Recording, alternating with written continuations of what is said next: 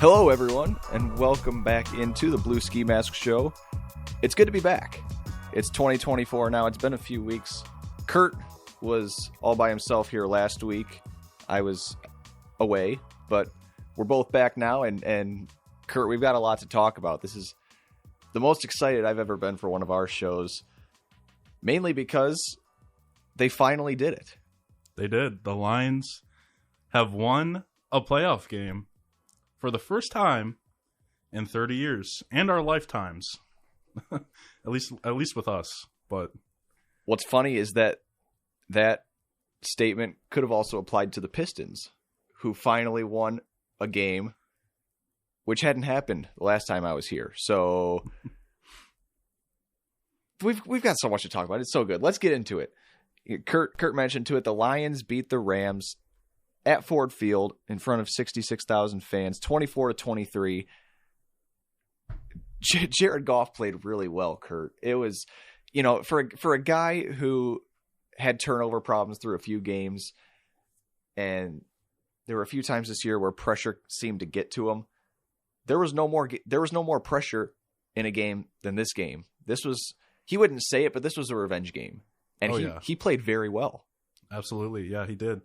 Goff completed 22 of his 27 pass attempts yesterday for 277 yards and a single touchdown. I mean, this is like basically perfect for Goff. I mean, you couldn't have asked for a better matchup, I'd say, in this first round, and Goff just gets to not dominate his former team, but come away with a victory. And in terms of confidence and momentum, I think that's Goff. That's all Goff really needs to, maybe push us further into the playoffs. So it was a very, very solid performance from him. I was impressed. To be honest, going in, I thought the moment was going to get too big for him. For not only Goff, but the whole team. Mm-hmm. Very, very young team. They knew how much this meant to the city.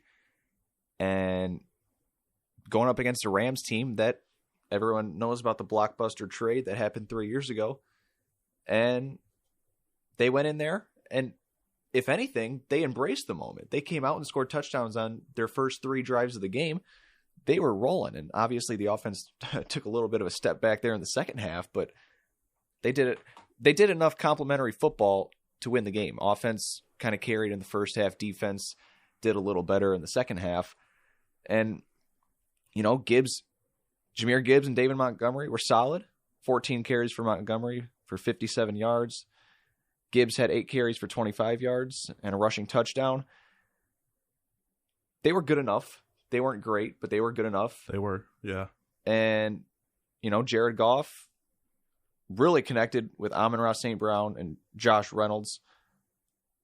Those were 2 big performances because Sam Laporta was out. Not out, but not 100%. Healthy. Right. He had a touchdown, which I think Detroit really needed. But what were your thoughts on the performance we saw from Amon-Ra St. Brown and Josh Reynolds?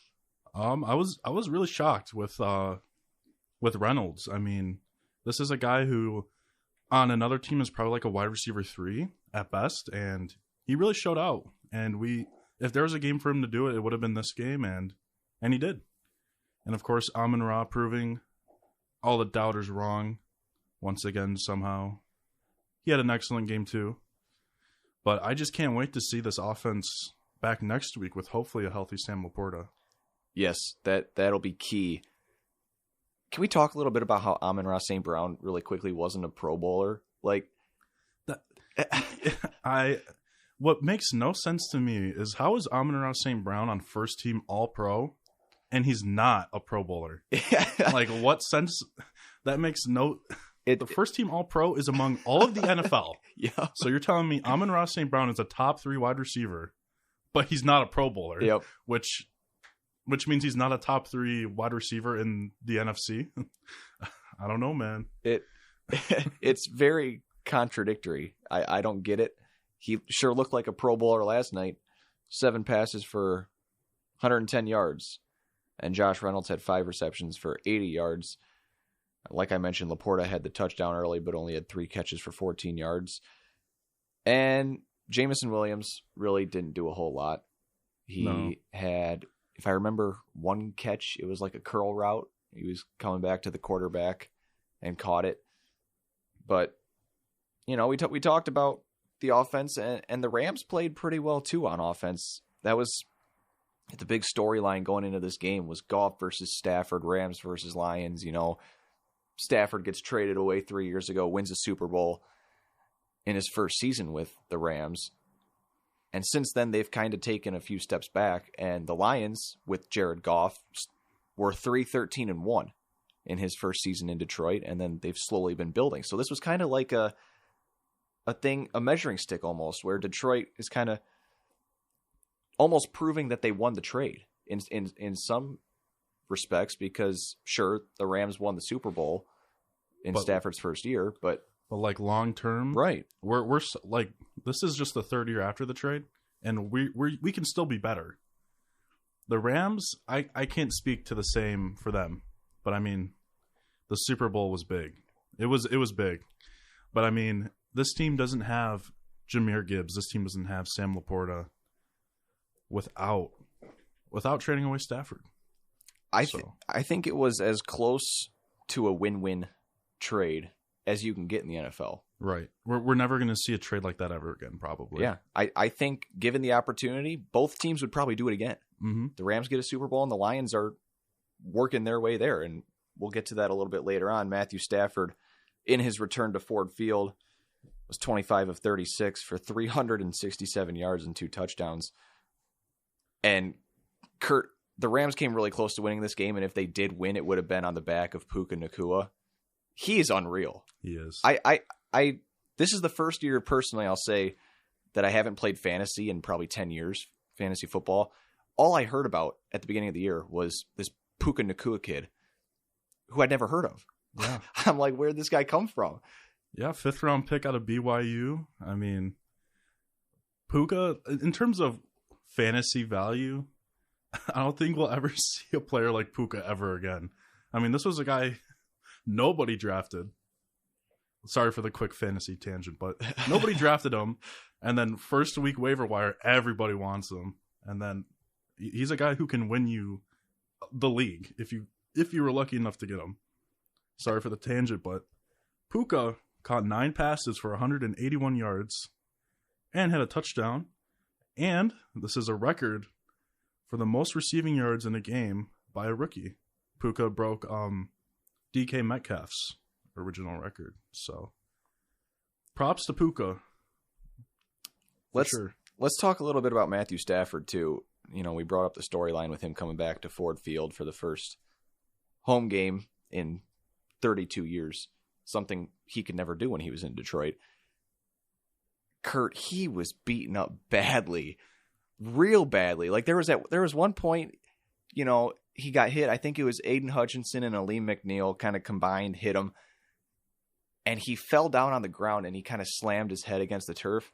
I don't know if you saw it, but his eyes were kind of like rolling almost to the point where he looked like he blacked out or was just unconscious or something. And then he's walking off to the sideline and he's like holding his rib and he went into the medical tent. This dude, he did it with Detroit too. He just always plays through injuries. It's unbelievable. Yeah.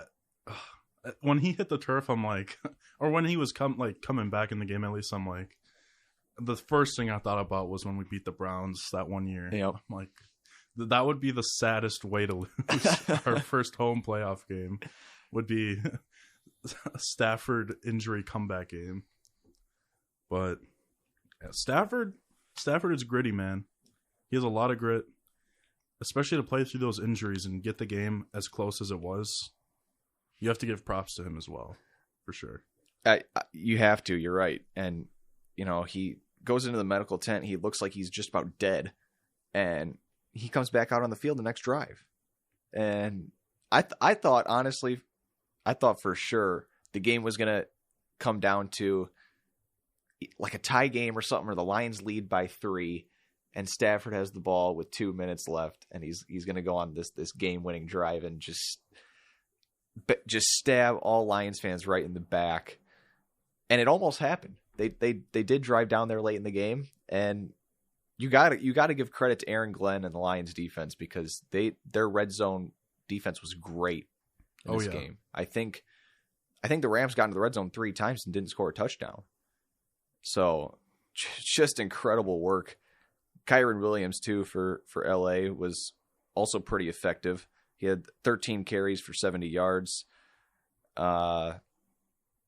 Really solid. I mean, it was a really good offensive game for both teams, but I feel like the score didn't really reflect that. It was only 24-23. Yeah, it really didn't, but the Lions, like you said, they slowed down fast, especially after that first quarter. I mean, if you put up 14 points in one quarter, right, you're on pace to score 14 times 4. Quick math, 64 points, I think. Sorry, I'm a journalism major, so that could 56. be wrong. 56 points, of course. And, yeah, we scored not even, or about half that. So, yeah. But I will say, going back to Stafford being injured, how funny would it have been? Because the Rams' backup QB is Carson Wentz. And, Carson Wentz, Jared Goff went 1-2, right? How funny would it have been to see Carson Wentz lead the Rams to beat Jared Goff? Yeah. I'm sorry, just a little tidbit there. I just think it'd be hilarious if that happened. Storylines galore for sure. Real. For sure in this one. Let's talk a little bit about players, because they, aside from the game, they released the All-Pros. We mentioned a little bit about Amon-Ra St. Brown earlier, not being a Pro Bowler, but being a first-team All-Pro. Along with Amon-Ra was Penei Sewell, first-team All-Pro. Sam Laporta, second-team All-Pro, which as a rookie is incredibly impressive. Frank Ragnow, second-team, and Jalen Reeves-Maybin, second-team. Then you had 5 Pro Bowlers as well: Aiden Hutchinson, Sam Laporta, Frank Ragnow, Penei Sewell, and Jalen Reeves-Maybin. So, Kurt, lots of talent, and I think even more importantly, lots of young talent. Right. And, I mean, we built this team pretty... Like, if you build a football team, we did a textbook, right? Because you win and lose battles on the offensive line and on the defensive line. And it's great to see Aiden Hutchinson and Penei Sewell, 2 young leaders on this team, be recognized in the Pro Bowl and even All-Pro.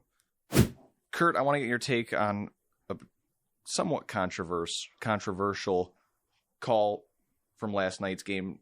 Nowhere near as controversial as the whole Taylor Decker reporting situation, which, by the way, I wish we were on the air for that, because I would have loved to talk about that. That was crazy. But Puka Nacua, we were talking about him before the break, and we were talking about the Rams' potential game-winning drive.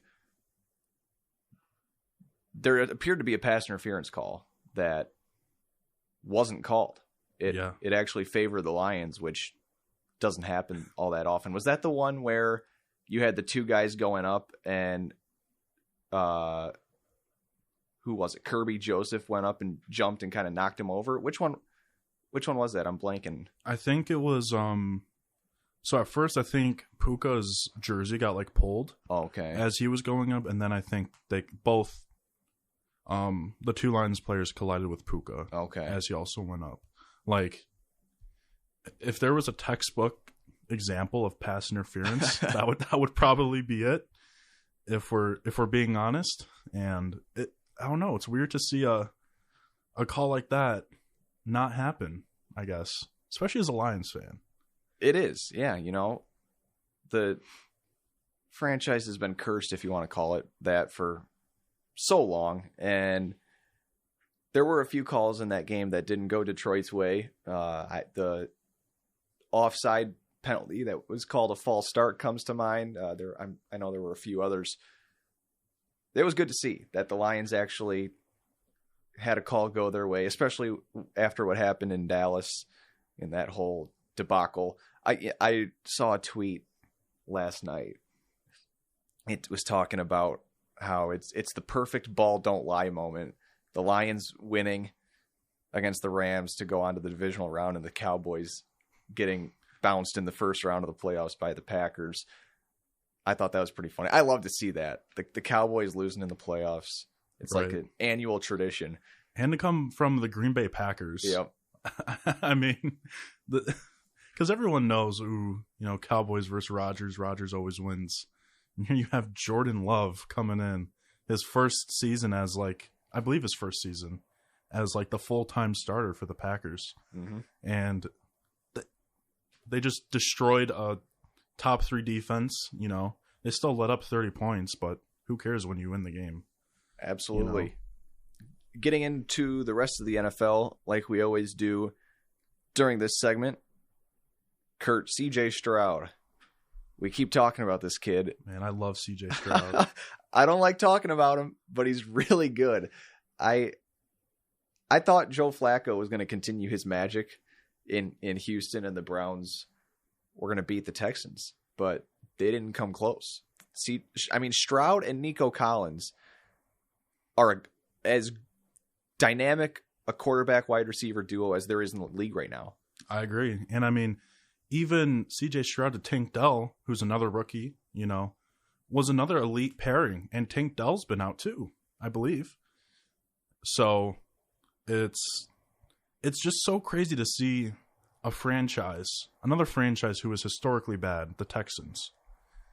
They draft one guy, CJ Stroud. Or, it's a football team. It's not just one player that can change your team, unless maybe it is CJ Stroud, I guess. I don't know. But, man, it's just so fun to watch him play. Every week, if the Lions aren't playing and the Texans are on, I will watch CJ Stroud dominate. He's a great quarterback, and I didn't get to catch any of their game against the Browns in the playoffs, but the week before, in week 18, they were playing the Colts, if I remember correctly, in Indianapolis in a game where the winner was in and the loser was out. Essentially a playoff game before the playoffs actually started. And I saw one play. I didn't catch all of that game either, but Stroud, 75-yard bomb to Nico Collins for a touchdown. And he's incredible. He was 16 of 21 for 274 yards and 3 touchdowns. And the Texans are off to play either the Ravens or the Chiefs. Yeah, I have.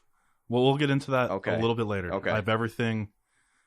I was up for 10 minutes. Okay, what happens if this happens? Okay. So we'll get there. We will get there. The Texans have moved on. We'll say that. And the Chiefs defeated the Dolphins in a game where I was watching a little bit of that. That looked incredibly cold. Incredibly cold. Yeah. And we know this about the Dolphins. They can't play in any weather besides 75 degrees and sunny. And it showed. Yeah.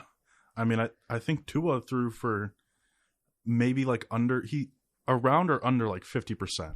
Oof. That's horrid. And for me, going into this match, I'm like, who's going to win this? Because, of course, you think of the weather thing, but also the Dolphins and the Chiefs at this season's end were the biggest frauds to me, both of them. For me, this was a fraud v. fraud matchup, textbook fraud v. fraud, and the Chiefs are still frauds because they only beat a fraud team, in my opinion. So I totally agree. I think the Chiefs are pretty fraudulent. They got lucky that the weather was so cold. I think if it was even 30 or 40 degrees, I think the Dolphins win that game. Because I just think the Dolphins are a better team, and the Chiefs have not been playing well recently.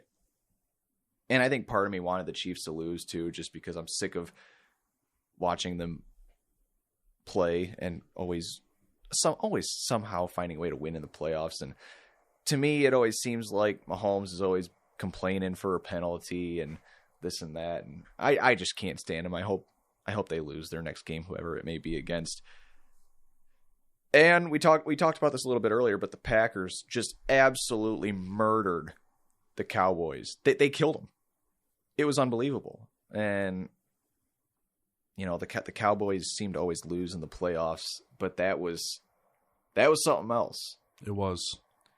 Jordan Love got hot. He got hot fast, and he did not cool down.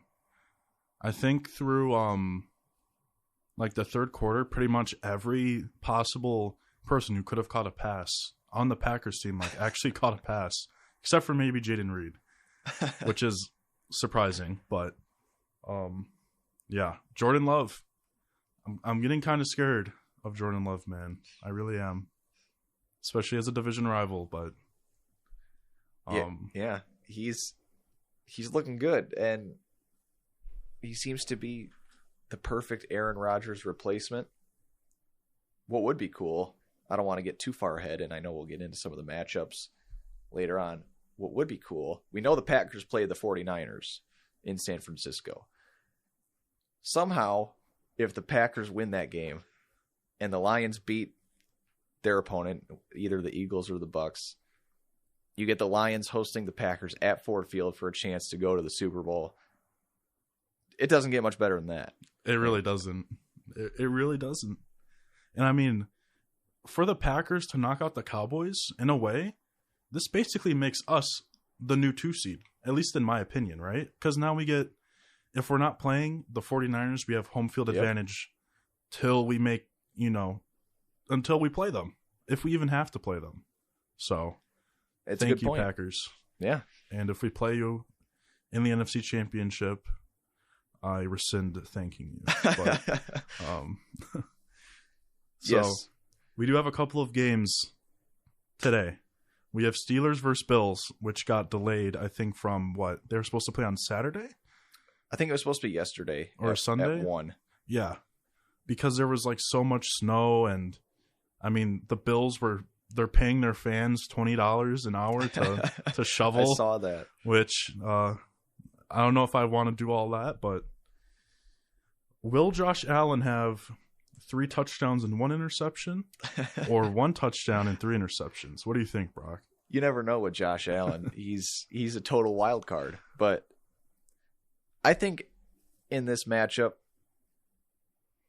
he's got to have 3 touchdowns, right? I don't know what everyone else thinks of the Steelers, and I certainly don't watch the most NFL of hardly anyone. I'm not big on watching NFL games outside of Detroit, things like that. I think the Steelers are more fraudulent than any other team in the playoffs. I don't even know how they're even here, if we're being real. I don't know how they score points. They have Mason Rudolph at quarterback,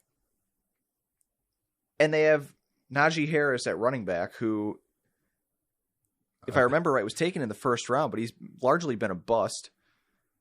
I don't know how they got to this point. Mike Tomlin is an incredible coach. I will say that, because in, I think now 17 seasons of coaching Pittsburgh, they never had a losing record.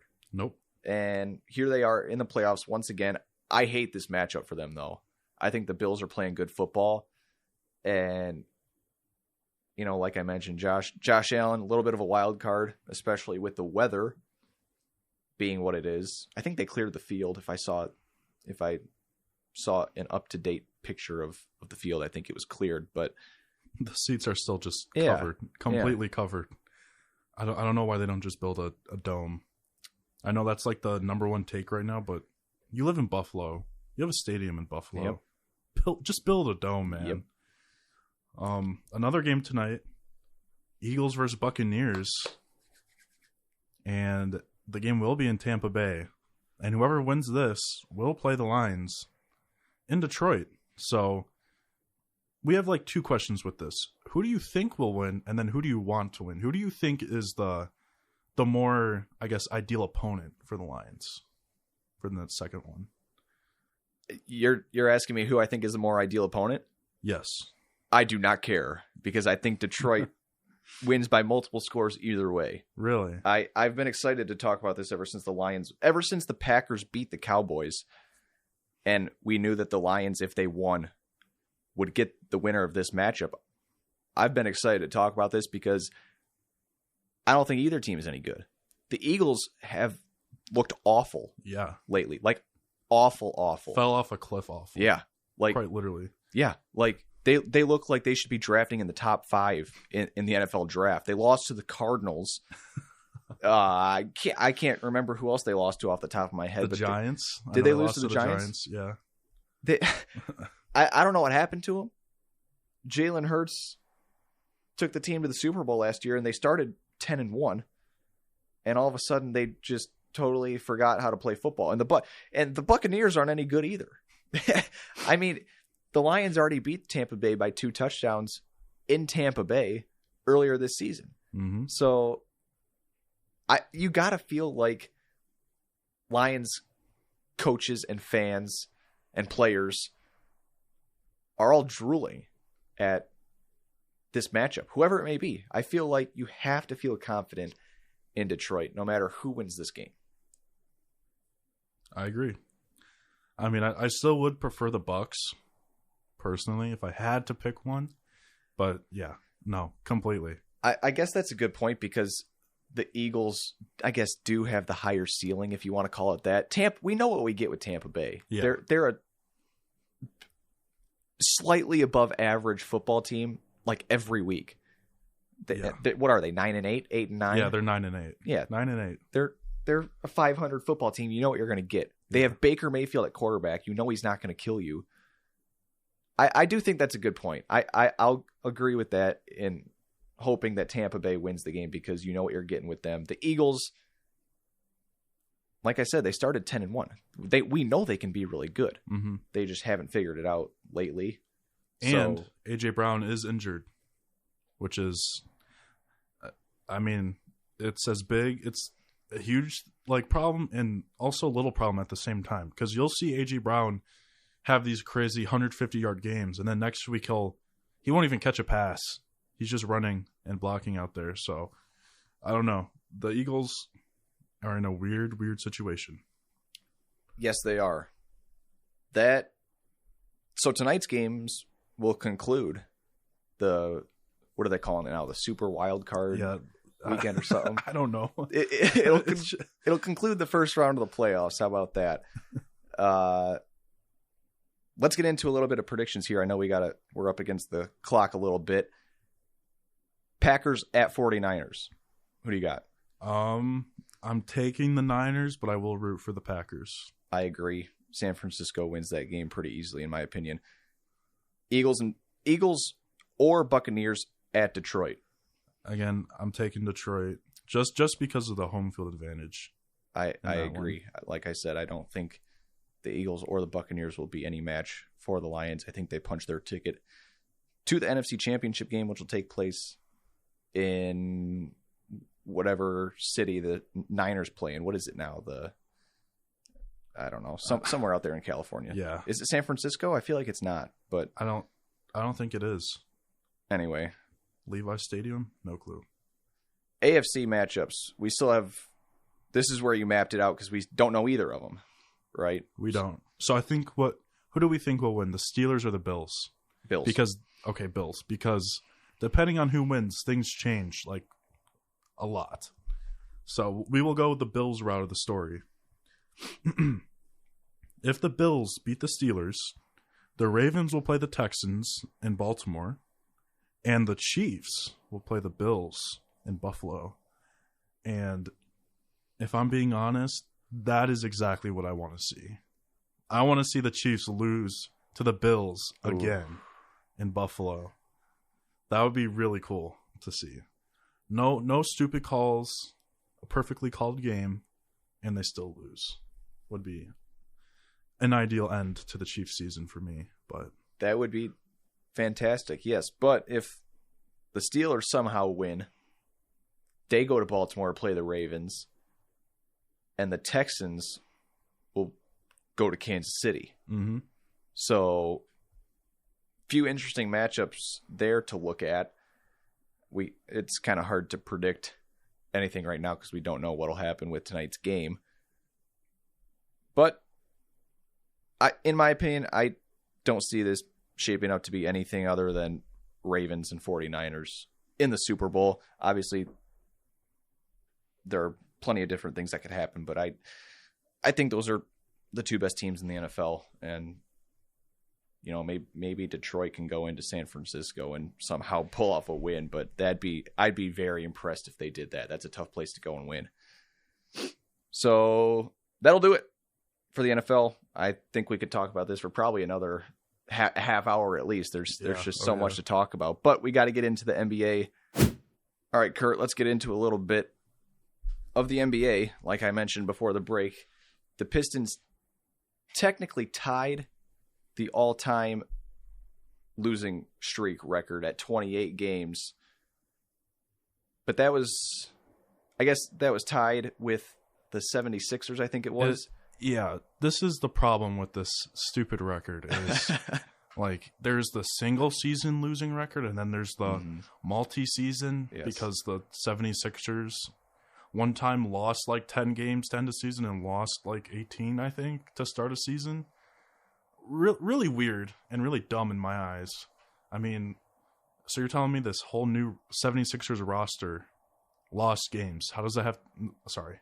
Let's get off this point before it becomes a problem. So the Pistons broke the longest losing streak in a single season in the NBA. That is what they broke. I think they did tie the multi-season record, I believe. And after that, there was another record we could have broke, which was the longest losing streak in the history of the Big Four. So like NBA, NHL, the Big Four of sports. We were approaching that record as well, which I think is held by the St. Louis Cardinals, if they were even in St. Louis yet, back in like the 20s or 30s, I think. So it was getting pretty concerning. Not that it wasn't like it was concerning already, but yeah. And you were there when they broke the single season record against the Nets the day after Christmas. What was that like? I was. It was a fun experience. You know, we got some free bobbleheads, and I mean, the shocking part through this terrible season is how many seats LCA will sell. Like for these Pistons games, there's so many people that show up, and you know it was packed. It was packed, and we lost. We lost to a Nets team who's like plays basketball games like every night apparently, because I always see them on. So we lost to a middle of the road Nets team who didn't play one of their best players at all in the fourth quarter, which ruined my parlay. So I'm a little salty about that. But yeah, it was crazy, you know. And this was the home game after, you know, the Pistons were finally making it onto like national media on ESPN. Oh, this is how bad the record is now, you know? So people who were trying to wear paper bags and stuff, like the LCA staff was just like, shoot, get out of here. Get out of here. Really? We don't want you to make it on ESPN and make our organization look bad type stuff. Wow. It was kind of funny. That's at least the vibe I got from that. Okay. But it was fun. It was fun to watch the Detroit Pistons make history. Yeah, like you mentioned, I don't want to dwell too much on the losing streak, but I think when you have lost that many games in a row, people almost want to show up more. Like you went because you wanted to witness history, right? Yeah. I mean, I try to go to at least a couple games a season, but when the streak got to like 12, I'm like, okay, when are we going to break it? Because I knew we were. You could just feel it. Yeah. And yeah, I mean, I wouldn't have. There's no way I would go see the Pistons play the Nets out of all teams, unless it's for history. So, right. Yeah, I agree with your point. So looking at the injury report for the Pistons, it doesn't look good because Cade Cunningham, clearly the best player on the team. He's been carrying all season long, if you even want to call it carrying. I feel like the term carrying kind of implies some sort of success. He's just there playing by far the best basketball on an awful team. I feel bad for him. He's out with an ankle injury. He'll miss about another week. Hopefully only a week. We'll see. Yeah, we will see. I wouldn't be surprised if he kind of says, listen, we're not going to be any good, so I'm not going to rush back. So he probably already has said that, if we're being real. I would not be surprised. Bojan Bogdanović has a calf problem. He's questionable for the foreseeable future. Monte Morris, quad injury. Is this guy even still in the NBA? You know what? Has he even played this year? No. He's been on the injury report every week. He has been. Show. He has been, and I don't know. There's definitely some stuff going on behind the scenes with him and the Pistons that nobody fully knows. But I think Monte Morris is perfectly healthy. I think Really? he could play today, but I don't know. Something is definitely going on. What it is, though, I don't know. That's interesting. Now, you have written here in the notes that this Cade Cunningham problem is a similar injury to what he had last year, in which he missed almost the entire season. That's concerning, to say the least. It is, and I mean, we can take that with a grain of salt because Cade had problems with his ankle back in like high school, and last season, you know, when I don't know how to describe it, but it's like, okay, you've dealt with this ankle issue for what would be 4 years. Why don't we get the surgery and you can come back next year? And I mean, the only thing I'm concerned about is if he has to get surgery again on that ankle. I don't know if he'll have to, especially not from a minor injury like this one, but the ankle will be something to look out for with Cade Cunningham. So, like we did mention, the Pistons have won a single game since we've been gone, and this is our first show in probably over a month, I think, at this rate. Yep. But to me, the craziest part about this win is it comes with multiple flags in my eyes. Does it? It does. The Detroit Pistons beat the Toronto Raptors by 2 points to snap their losing streak. Now, what did the Raptors do earlier that day before they played the Pistons? They made a trade. The Raptors sent, I'm drawing blanks, OG Anunoby and Precious Achiuwa over to the New York Knicks for RJ Barrett and Emmanuel Quickley. And look, OG Anunoby is probably the best defensive wing in the NBA and also a starter who contributes to scoring on Toronto. And because this trade happened, the Raptors willingly played without a starter. That's issue number one. Issue number one. And before you get on to number two, Barrett and Quickley didn't play. They did not play. Right, okay. Yes. The Pistons also had 12 more free throw attempts than the Raptors, which, you know, you can take that with a grain of salt, of course. But if the Raptors get like 3 more attempts, this game probably goes to OT or the Raptors win. And this game was also played in Detroit. If this game was played in Toronto, can we confidently say the Pistons win this? No. I don't think so. I don't really think so. And I mean, this win, I think is comparable. This Pistons win, this is going to sound stupid, but bear with me. This Pistons win is comparable to the Lions win that just happened yesterday. Really? And to me, that is sad. I was so excited that the Pistons won. Like, that should not be a thing. I should not have to get excited for a basketball team who plays 82 games a year to win a game. Yeah. But, well, it had been more than 2 months, right? Yeah. 2 months. Just about 2 months, I think. So I totally understand that. That's perfectly acceptable.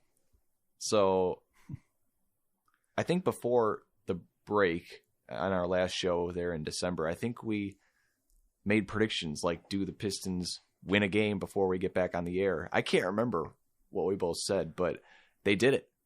I remember you hit it on the nose. I remember you said 1 win exactly. Did I? Yes, you did. Okay.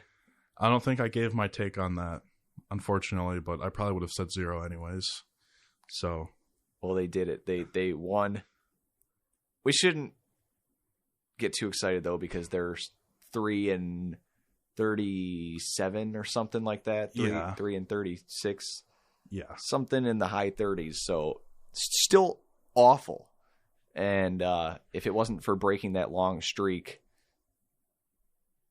we'd be looking at this season like a total disaster. And I think we still are. Yeah, it is. This is the worst season for any team in NBA history at this rate. Yeah, it's tough. And I want to talk a little bit about this Wingstop promo. I've seen this on social media. Why don't you talk about it? I'm sure you know more about it than I do. All right, so Wingstop is the official wing of the Detroit Pistons. We are not sponsored by Wingstop, by the way. Every time the Pistons win a game, I don't know if it's specifically a home game or just win a game in general, Wingstop gives away 5 boneless wings. And because of the streak we were on, you know, the promo got really popular and people thought it was funny because it is. Brock, how many times will the Pistons deliver free wings to us this season? You know, hold on. I gotta pull it up really quick. I need to see. Gotta see the schedule. I need to see their record. They're 3-36, so they've played 39 games. We're on pace for 6 wins. Yeah, just about. So I don't think it'll be that bad. They've played almost. They're too shy of halfway through the year. So like you mentioned, just about 6 wins. They play the Wizards today. They play the Wizards in like 10 minutes. Yeah. Oh yeah. Okay. Weirdly enough. So you got to love that Martin Luther King Jr. midday basketball schedule. I just finished watching Michigan and Ohio State. You know, they could beat the Wizards. That would be one. You know what? I'll say they win 6 more games. 6 more? So 6 more. We'll finish with 9 wins. Yes, 9-73, and 6 times between now and whenever the season ends, April. Yeah.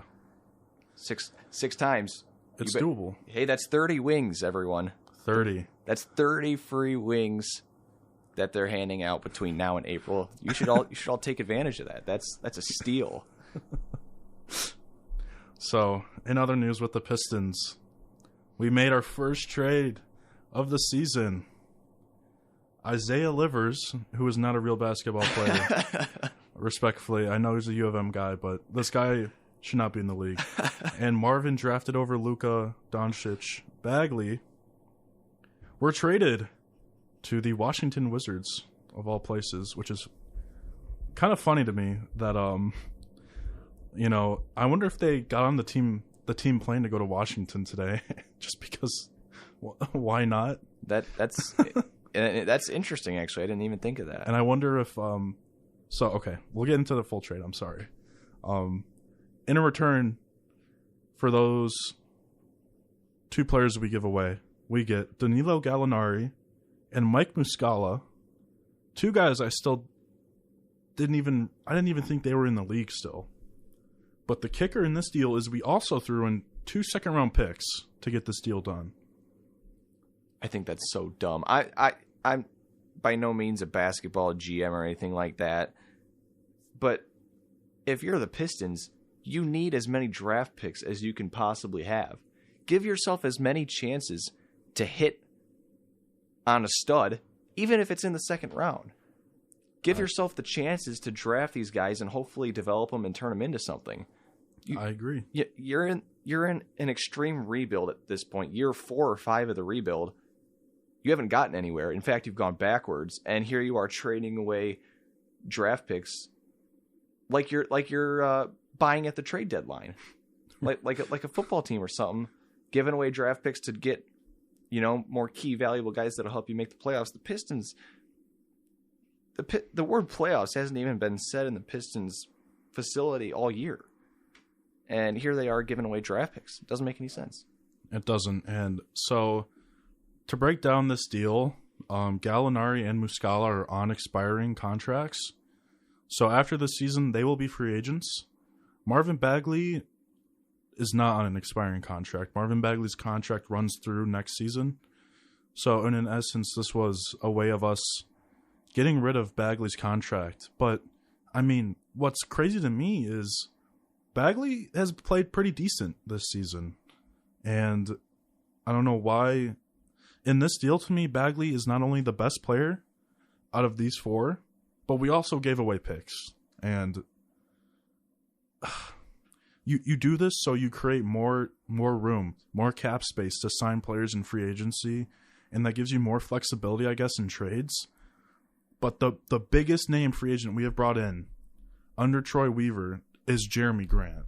I mean, was this really the right move? I don't think so. I don't really think so. Yeah. In Troy Weaver's defense, I'm not really sure there is a great move at this point. When you're 3-36, you've lost 12 times as many games as you've won. I will say, you texted me this yesterday morning when the trade broke, I am excited that Isaiah Livers and Jordan Poole are reunited in Washington. Although I wouldn't be surprised if Livers is cut or waived, whatever the basketball term is, soon. Yeah. Because like you mentioned, he doesn't belong in the league. He doesn't. Respectfully, he doesn't. I mean, he could be a EuroLeague legend someday, but I think his days in the NBA will probably be over as soon as his contract is over. Now, real quickly, Monty Williams. We got to talk about Monty Williams just a little bit, right? I remember earlier in the season, I said Monty Williams is going to run some stupid lineups this year, but I just don't understand what this guy is like doing anymore. Like I try to understand what he's doing and I can't. Like nothing he does makes sense, especially from a rotation perspective. Asor Thompson, top 5 pick in the draft, by the way, at one point a top 3 rookie of the year candidate, is not getting the same minutes as Kevin Knox, Isaiah Livers, Killian Hayes, and Alec Burks. What are your thoughts on that? I think it's terrible. Like we just said, Isaiah Livers really is no good. Kevin Knox, if I'm not mistaken, is not much better. Although he had a game or two this season where he put up like 20. Yeah, he's been solid, but Kevin Knox isn't the answer to our problems in our losing streak. No, and so I think when you're this bad, and like I said, you have no shot at making the playoffs, I think it's important that you get your young guys experience. Get Asar Thompson in the game, get him minutes, get him NBA experience, so that 2-3 years down the road, when you hopefully might be ready to compete for a playoff spot, he's ready. You know, if he's not playing, he's not going to be ready when you need him to be ready. And it's just, I don't understand anything that goes on in that organization. It makes no sense. I haven't watched many games recently. Has Asar Thompson just kind of fallen off? You said he was a top 3 rookie of the year candidate, and then obviously you said he's not playing as much as the other guys, but he definitely wasn't playing like as good as he was at the very, very beginning start of the season. But that's not an excuse to cut a guy's minutes from like 26 to 12. He's getting like around 12 every time I watch a Pistons game, and I'll check the box score after. He's getting 12 minutes, like around there. There's no excuse for that. Like I know he can't hit a 3, sure, but Asor Thompson does other things on this team that a lot of players can't do.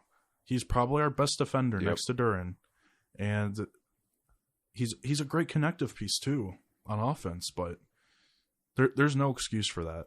There just isn't. And the Pistons had a very serious sit down with everyone in the organization, and one of the main topics that was brought up was, why is Jaden Ivey not playing as the lead ball handler like at all? I saw this on Twitter. Yeah. What was Monty Williams' response? I have to eat it. I wish I did it earlier. Thanks, Monty Williams. Yeah. Thank you. 35 games into the season, and he finally figures out, or it seemed like the media almost figured out before he did, that Jaden Ivey is better with the ball in his hands. He is. And I mean, Jaden Ivey, at the end of last season, under Dwayne Casey, he was playing point guard a lot of the time. He was that lead ball handler. And Monty Williams is like, oh, wait, Jaden Ivey can play point guard? Yeah, he can. And if you have to eat at Monty Williams, we want to eat wings. So put Jaden Ivey at point guard, especially now that Cade is out. Exactly. There's no excuse now. There is no excuse. Checking in with the rest of the NBA now, Atlanta Hawks guard DeJounte Murray is being shopped around for a trade.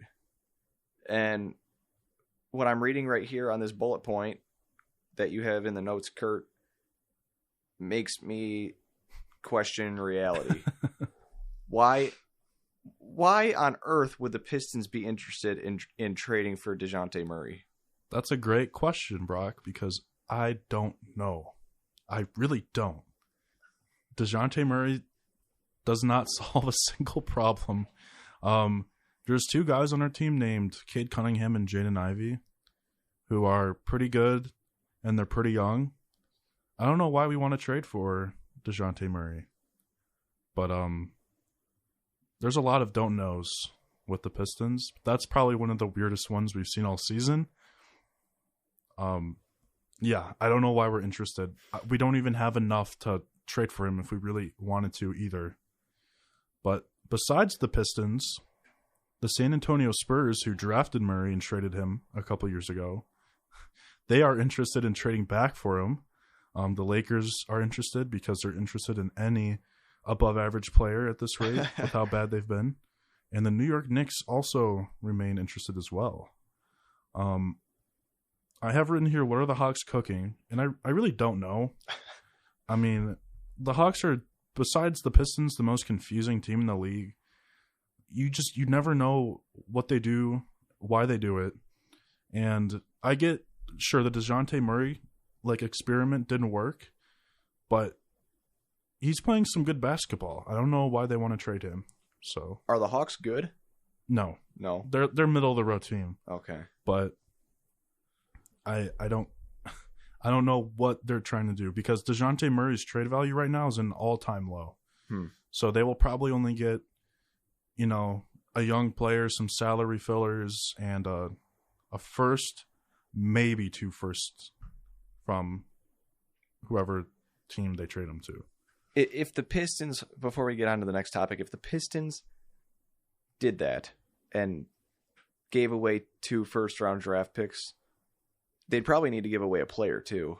Oh yeah, you have to. But what's weird is I don't think we can trade any first-round picks right now, because our current first-round pick is technically owned by the Knicks, but it's protected. But because we're so bad, the pick has never conveyed to the Knicks, so we technically can't trade a first-round pick, I don't think. So, okay, well, that's good. Yeah, in a weird way it is, isn't it? Yes. Moving on, we've got a little bit of trouble in Golden State. I wouldn't say a little bit. A lot of trouble. A lot of trouble. I haven't paid too much attention, but it appears, Kurt, the dynasty might be over. Yeah. I mean, it's trending towards that direction for sure. Steve Kerr has definitely lost some of the young guys in the locker room, mainly Jonathan Kuminga and Moses Moody.